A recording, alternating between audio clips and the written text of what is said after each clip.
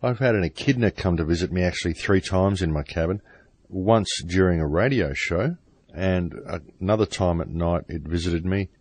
And the other day, about 4 or 5 days ago, it also came to visit me in broad daylight about 2 p.m. in the afternoon, when I had a friend here visiting me, and we were both talking quite loudly. And bear in mind that these are mainly nocturnal animals, and they're also quite timid, but it had no problem coming into the doorway and basically saying hello.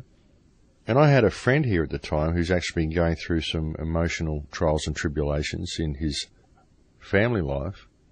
And the message of the echidna, according to Aboriginal legend, is for one to lower their emotional guard. And it's very significant that what is essentially a nocturnal animal should come and visit us in broad daylight, come into my cabin, while I've got a friend here who is being subject to a barrage of emotional instability in his general environment at home.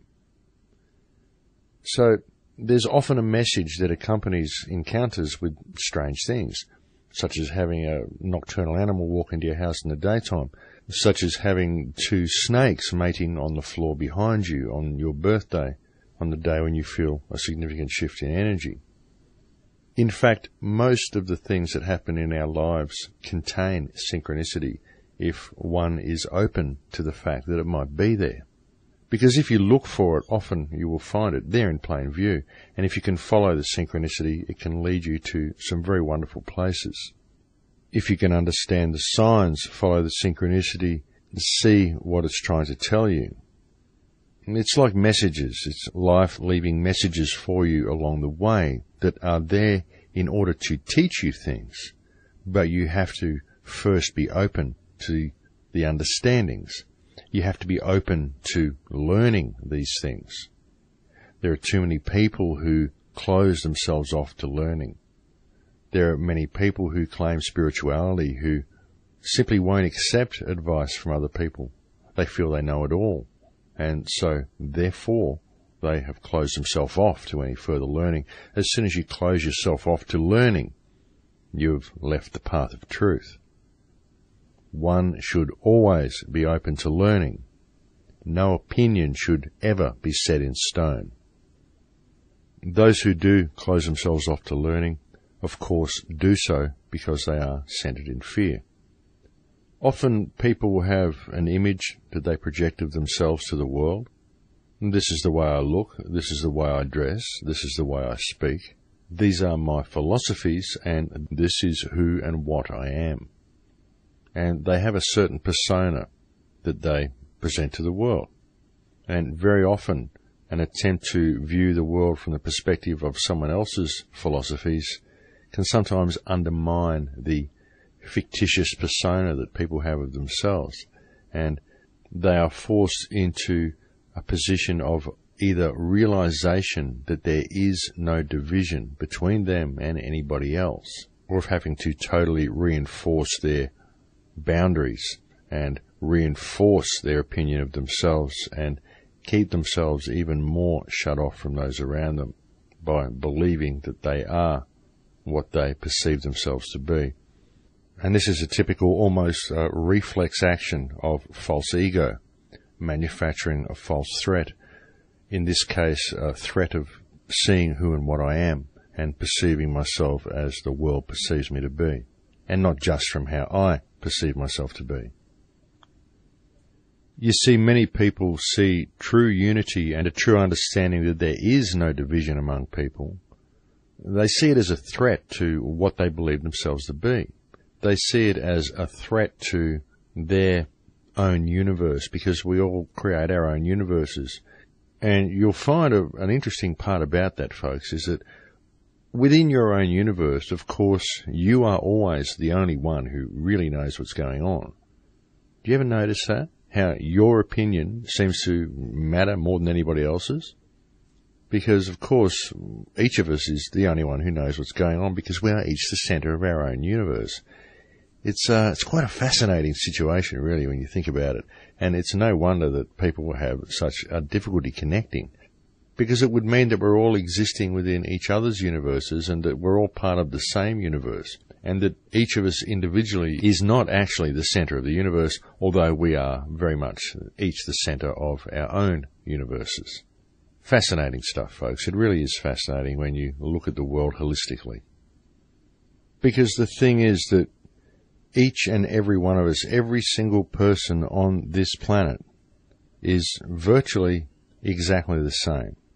We all have the same wants, needs, desires, and we also inject into the surrounding energy field the same amount of emotional content. But what makes us totally unique and what keeps us completely separate from each other is our individual perspectives of the universe, our individual perspective of reality. Because no matter what we do, no matter how you try to explain it to others, your perspective will always be completely unique to you. No one else will ever see the world from exactly the same way that you do. Your perspective is unique. Your perspective is what really makes you who you are. And it's the same for everybody. But apart from that perspective, our own individual needs for food, shelter, love, protection, friendship, and the potential for good or bad or indifference, these traits exist within all of us to equal measure. But it is our individual perspective of reality which dictates which way we will go with these abilities, which traits we will choose to follow, which energetic state we will choose to be in. And the choices that people make in this regard are largely determined by their perception of what reality is. The earth and the human race that dwells upon the earth is facing through this period a great opportunity for positive growth, a great opportunity for change. Sure, we're facing a lot of bad stuff from our governments. We're facing a lot of bad legislation that's being brought in. We're facing the possible collapse of the monetary system, wars, famine, diseases, all of these things. The government trying to prevent people from growing food, ridiculous pieces of legislation such as Bill S-510. But ultimately, folks, it's all fiction.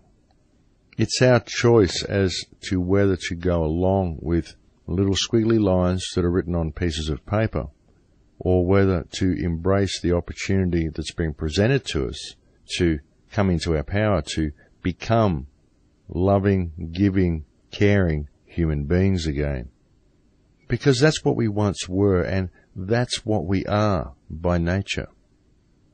You'll have social experiments, and you'll have government representatives and media personalities and left-brain-centered scientists tell you that mankind is naturally aggressive. We just kill each other if we were left to our own devices. But I don't believe that. I believe that if we were left to our own devices, the world would be in a state of abundance, and everyone would be fed, everyone would be clothed, everyone would be housed, and everyone would have a clear understanding of what reality is.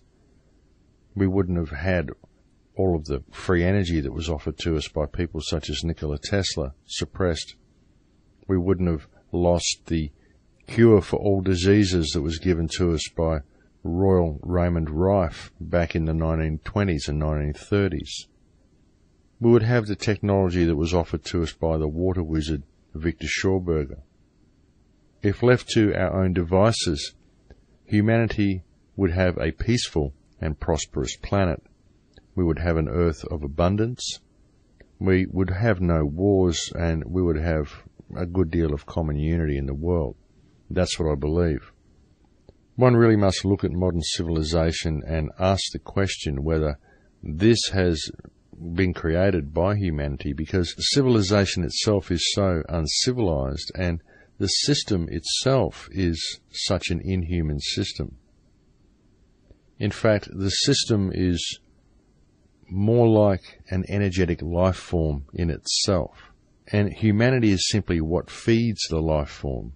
It's like a psychic parasite, and we, the human race, feed this parasite. We feed this energetic system, this organism, this life force.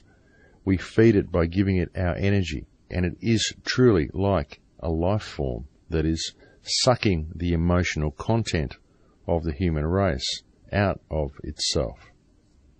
It's a system of control that is being put in place. It's happened slowly over some generations, but it's a system that is being put in place to control humanity, but the system itself is completely inhuman.